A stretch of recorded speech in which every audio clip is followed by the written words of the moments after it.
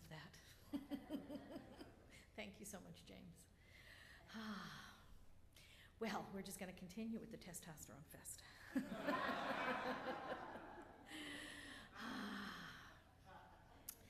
And I'm going to introduce Joe Pirrello, who is a founding member here at Vision. We graduated practitioner training together. We go way back. One of the most deeply spiritual men I know, and one who speaks so eloquently to the truth of our divinity and to the truth of that divine masculine energy within all of us. And so I'm looking forward to what you have to say. Please welcome Joe Pirrello.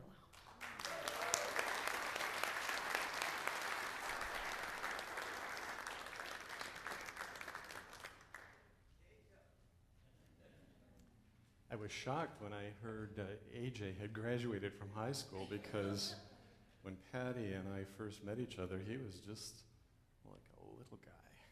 So congratulations, AJ, and congratulations, Patty and Larry. Before we go any further, could I just ask us to honor the first husband, the first father of Vision, my very own Larry Paris.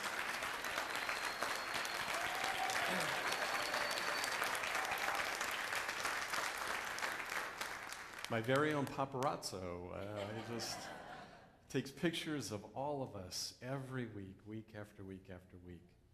So I don't need to tell you, but I'm going to anyway. Fathers are pretty influential people in our lives, and to illustrate this, I just want to tell you a short story. When Joseph was about 4 or 5, I was stopped at a stoplight with him, and he started singing sort of to an aria, an opera aria. What is he doing? And I said, what are you? He said, what's that guy doing over there? But he was singing this kind of angst, I guess, about trying to figure out where this guy was going. Well, I was a stay-at-home dad for nearly 3 years, from 1997 to 1990. And it was really a tremendous experience. But to illustrate the influence that a father has on a child versus a mother, because Joseph said, when Mom and I are at a stoplight or we're dealing with somebody who's in traffic, instead of their road rage, they would turn it into singing, the questions in the form of an opera aria.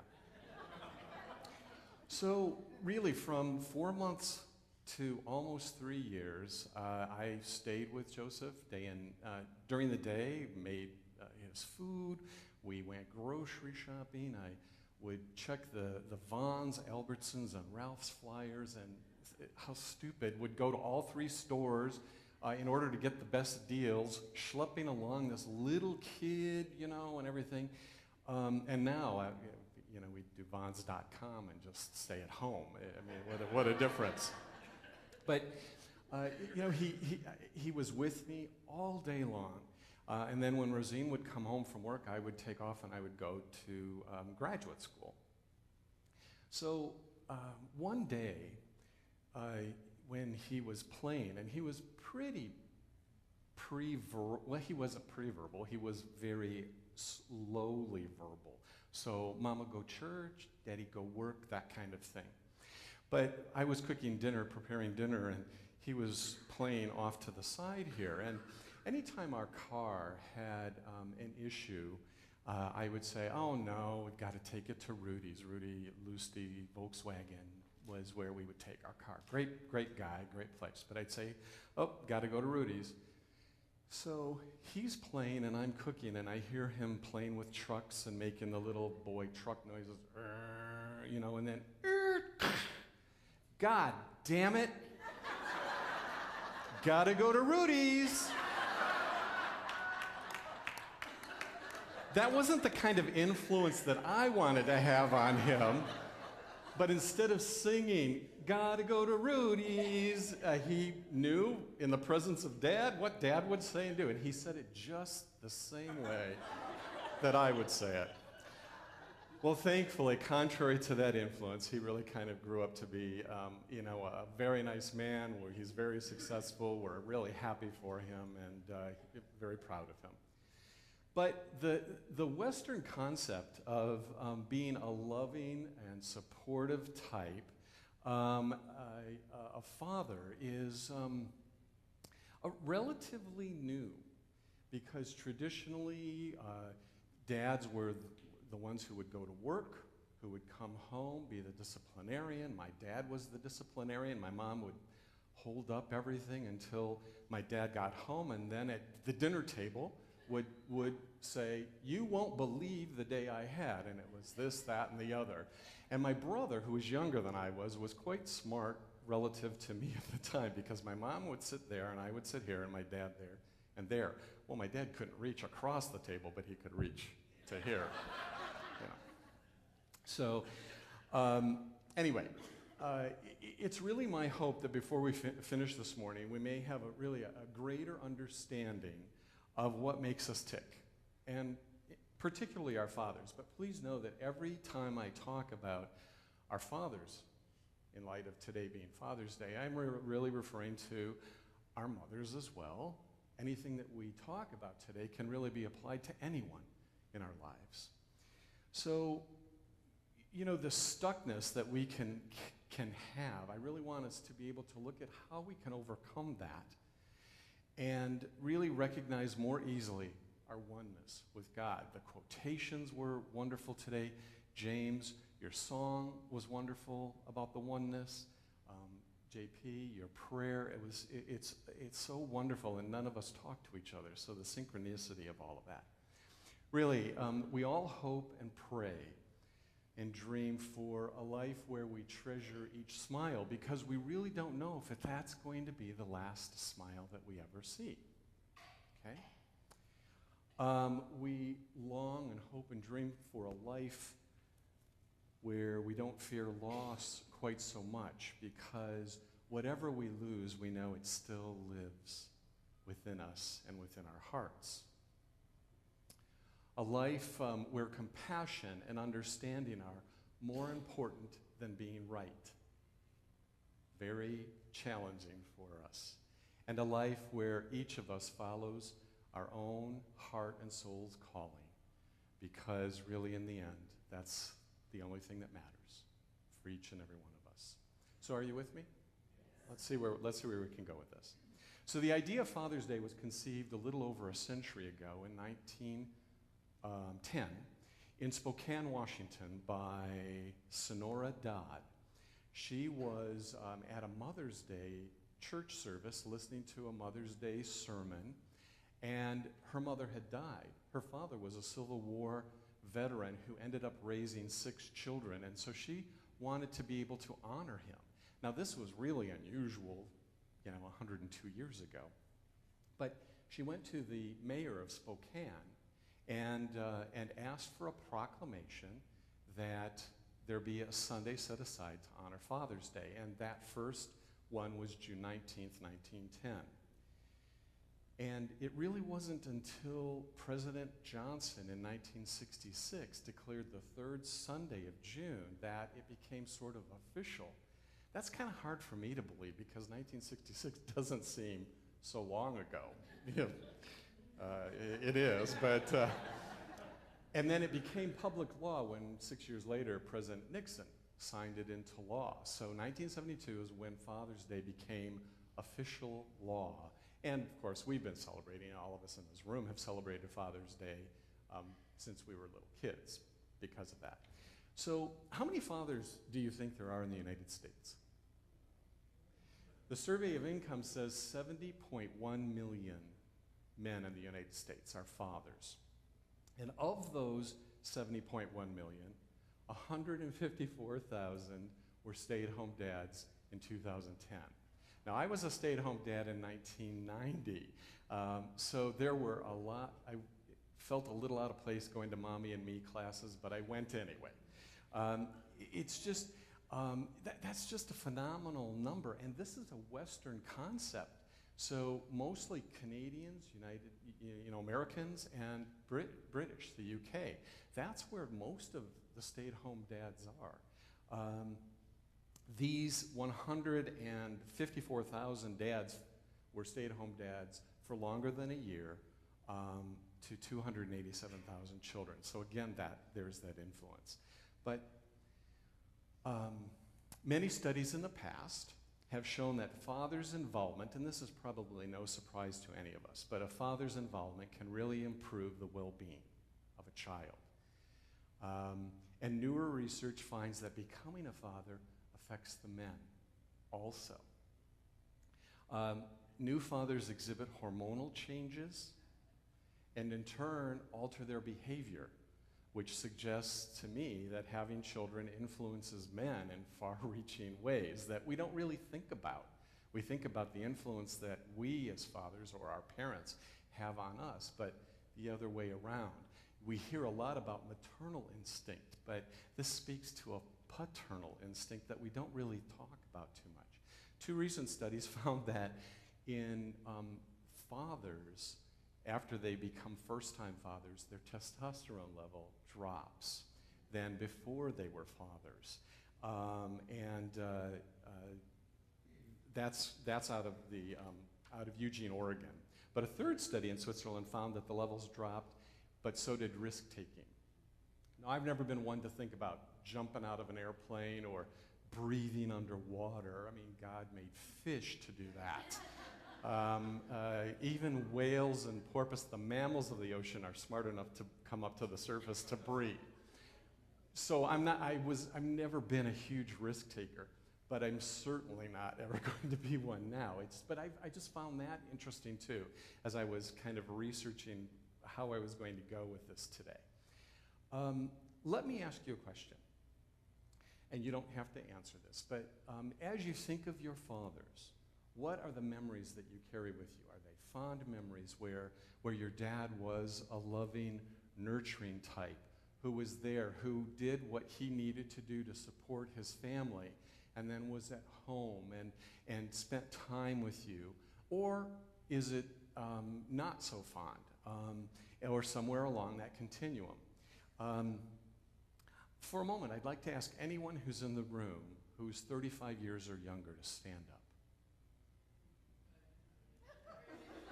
Okay, 3 of you. So the rest of us look around. Please stay standing for a second. And I'm only standing because I'm up here. Otherwise, I'd be sitting with the rest of you. So we have Adrian and then 2 others. So the rest of us who are sitting were their age or younger when, our parents were their age or younger when they had us. Okay? So think about that for a minute. All of us sitting, our parents were that age or younger when they had us. So if you can sit down now, thank you. So as you think about that, what did you know when you were their age that you know now?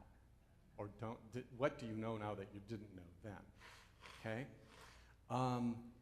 Were you fully ready for all the challenges that parenting brought to you? Certainly our parents weren't either. Here's my challenge to everyone here in the room. If necessary, cut your parents, especially in light of today being Father's Day, your dads, some slack. Okay? And begin to realize whatever our childhoods were, our parents were equipped at the time to do the best with what they had. It may not have been the best that we wanted or that we needed or supported.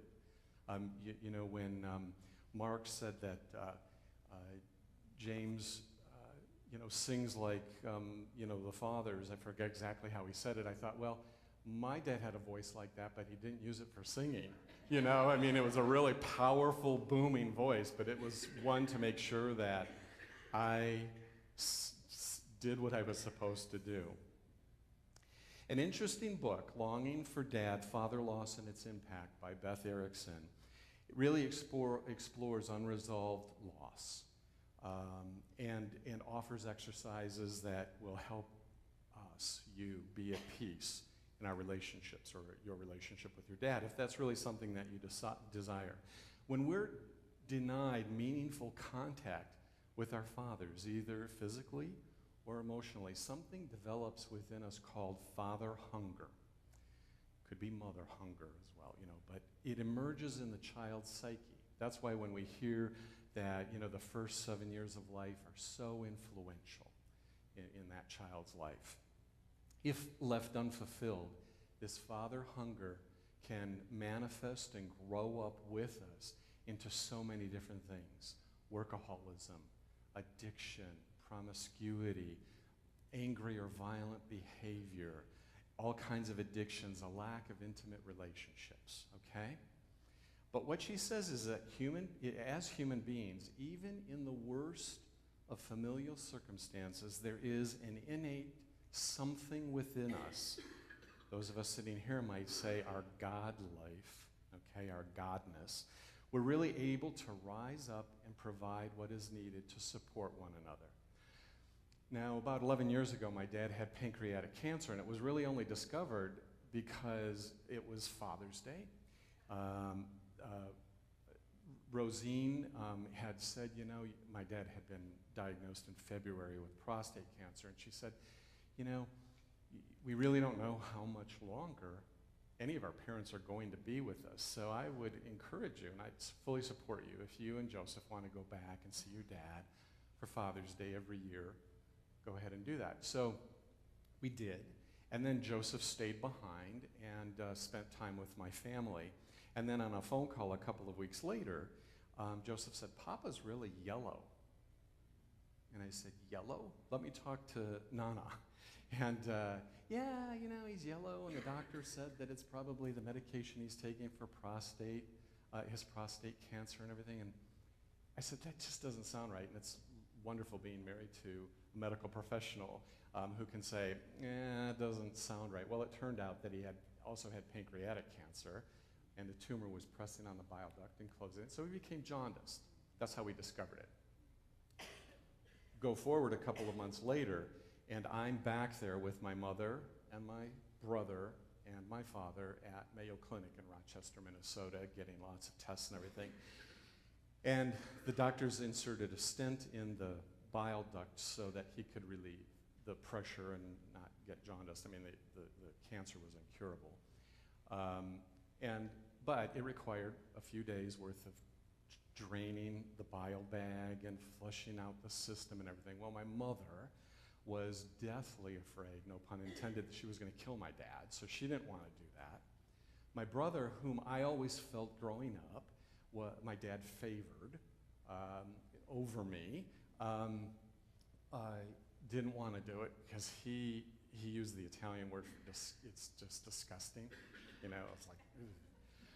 So I had to kind of rise up and flush. But you know what? God, in that oneness that we talk about, provided this opportunity for me and for my dad, because my dad didn't know or have to heal anything in his mind. I'm the one that had to heal that relationship with my dad.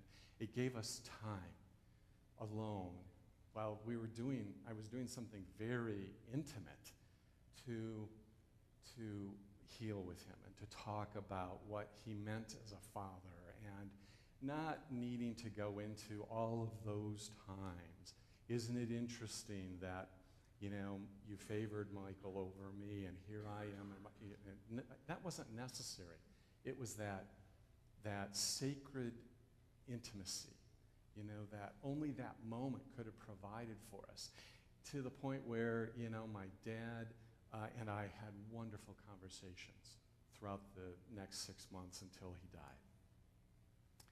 So, as Erickson says, even in the worst of possible circumstances, we can support one another. There really are many different things that can be done in assisting us all to be centered in our thoughts and our feelings about our dads. Some of this is not new. Prayer, meditation, therapy. Prayer works, we know it, do it.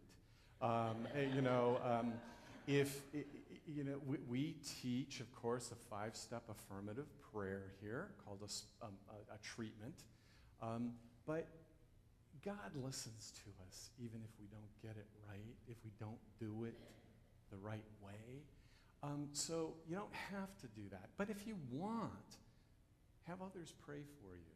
That's why you have licensed practitioners among us.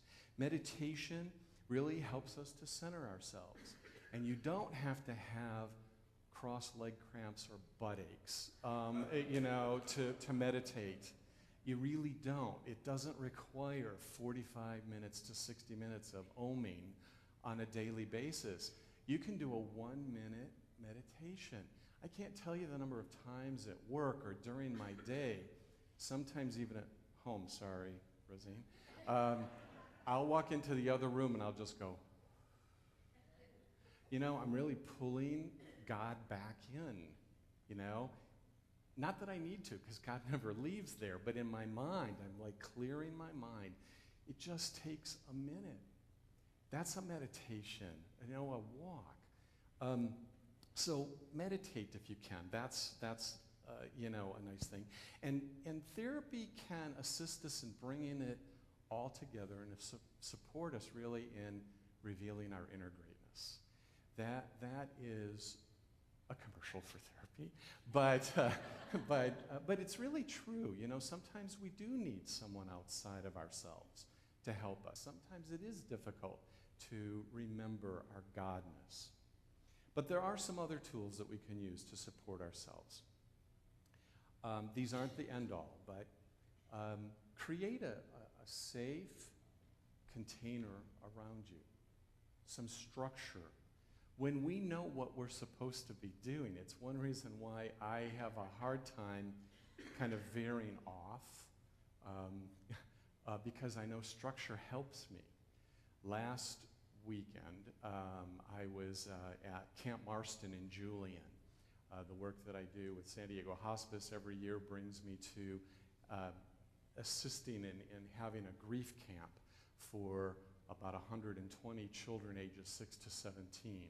And we have a lot of fun things at camp, but we also memorialize the people who died in those children's lives. And so I was there. And I had everything structured out. I'm responsible for all the rituals and the opening and closing and stuff. But I had to be very flexible as well. It was just that I was a safe container. I did a lot of 1-minute meditations, and it all worked out okay. But rather than be overwhelmed, just be safe and know that you're safe where you are, because it really helps us to maintain that focus on the daily work and the daily tasks that we have. Really get in touch with your emotions and release them safely. There's the screaming into pillows and pounding things and all of that kind of stuff. But if you like to exercise as a way of relieving stress. If you like to cook. If you like to exercise or walk, then go ahead and go for a walk. If you want to journal. I've tried many different things, and I've just hold on to the things that work for me and that I like. Now, another thing, and I'm going to go out on a limb here, is to turn to a faith belief system, and I don't think that you would be here today if you didn't have a faith belief system. But access it. Don't forget it. I mean, we hear about that. That's why you come here, to learn how to take care of yourself the other 167 hours a week. Okay? And sometimes we get it right, and sometimes we need to continue working at it. That's fine. That's fine. That's what life is about. Just keep working at it. As we know, prayer works. We have the Miracle Minute at the end of service to show us all how prayer works. So again, that faith that we have in knowing where God is, and that God is our source and all that really matters. I mean, these are all words that we say, but it resides in here, and this is where it comes from. And stay connected and clearly communicate. If I point a finger at you when I'm saying something to you, how many are pointing back at me? I can't point a finger at anybody without having at least, one or two or three fingers pointing back at me. Well, I don't think I'm unique in that. What that means to me is that I have 3 times the responsibility to look at my part in this, okay? And so if we go back to when I said cut your parents some slack, I guess a further challenge is do you identify yourself by the sins of your father, so to speak? Those things where my dad used his voice not for singing, but to keep me in my place. Well, it comes time when I'm 58 years old. My dad's dead and gone. Do I really continue blaming him, or do I do something about it? I'm in control now. I'm in charge.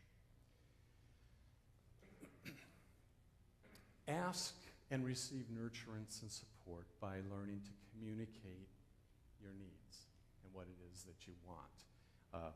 Pointing fingers isn't the way to do it. Asking for what it is that you need. And this is where prayer and meditation and therapy and self-help all comes into to help and support you. Let go of your loneliness.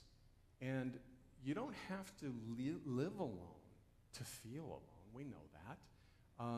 So whatever is making you feel alone and isolated, look at that and look at your part in holding on to that. Those 3 fingers, and look at what you can do about letting go of that. And our church is not real heavy and big on rituals, but there are all kinds of rituals in life. So if you like Sufi dancing, that's a kind of ritual. If you enjoy music, Mark will oftentimes let us know where he's playing or other people are entertaining. If that's something, we have wonderful things here on Thursdays that allow people to come here and to enjoy that. You're not alone when you're doing that. You're allowing your soul to thrive in that way. Before we go into a guided process, I want to offer you a short science lesson. If you've heard of the element argon, okay, argon makes up only 1% of all the dry air that we breathe. The majority of it, 79% or so, is nitrogen. About 22% of it is oxygen and other trace elements, and 1% of it is argon. And that makes argon 24 times more abundant in the Earth's atmosphere than carbon dioxide. So when we breathe in, our body uses the nitrogen, the oxygen, the things that it needs, and then it exhales carbon dioxide and water vapor, and we breathe in the 1% of argon, but our body doesn't need it. It's an inert gas, which means that it does not change anything that it's used with. So we breathe out 1% of argon, okay? Back and forth, back and forth. So think about it. The air that we're breathing in this room right now conceivably contains the element argon that our fathers breathed, okay? Our mothers, our children, our siblings, Ernest Holmes, Jesus, Muhammad, Mother Teresa, lots of other great people. Conceivably, we are all breathing the same argon that all of these other people breathed. You can't get any more separated from everyone else. You just don't get separated from anyone else that way. We are all absolutely connected. The oneness in mind. So close your eyes, please, and hold that thought of oneness. And take a deep breath. Allow yourself to sink into that place of inner peace where God resides. Breathe in and breathe out. And with that exhale, let go of anything which is keeping you from being centered in truth. You are breathing in what your Father breathed, and breathing out what Buddha breathed.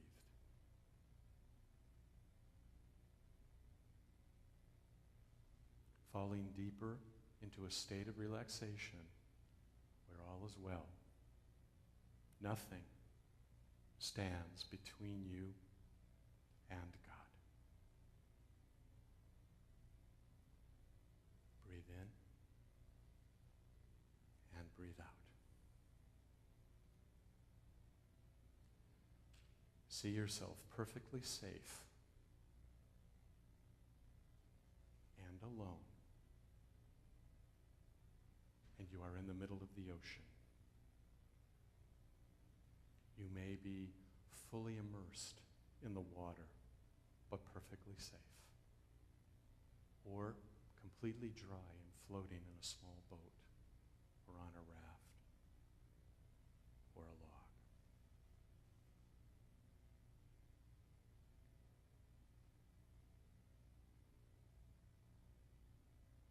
However you are floating and completely safe, because God is with you.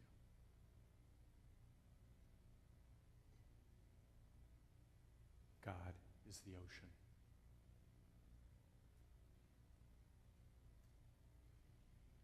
In any direction around you, the ocean is infinite, necessary, and powerful.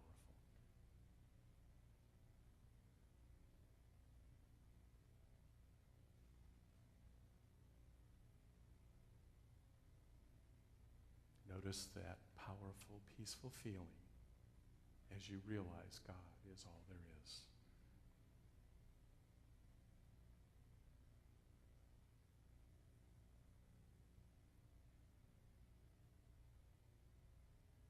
You are a wave.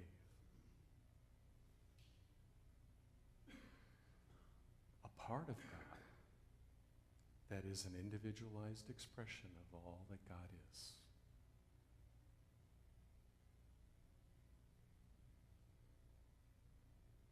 Infinite, necessary, and powerful.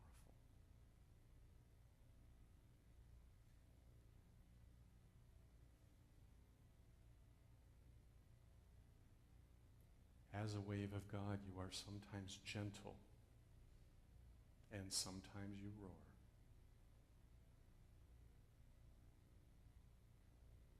But after it all, you always return to God, seeking your own level, returning to source.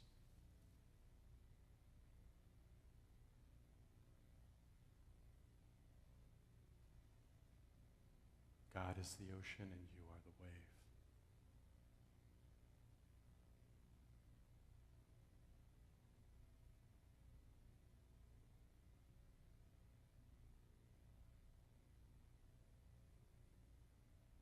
With God all around you, you know you are an individualized expression of all that God is. Anything is possible.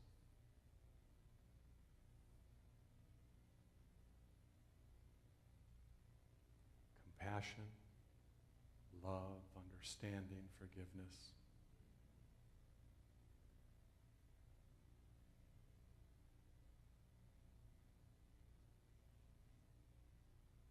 Your inner greatness is revealed through God, just as the wave reveals the greatness of the ocean behind it.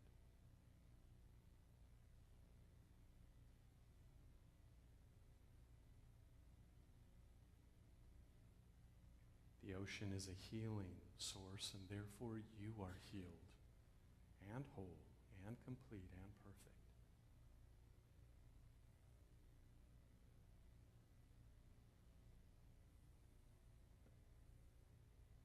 When you're ready, take a deep breath. Return your awareness back to the room.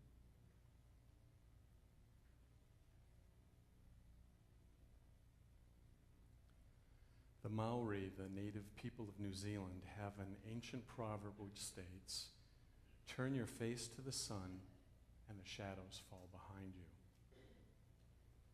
As the wave races toward shore, its shadows fall behind it, leaving only a clear path ahead to crash onto the shore and return back to God.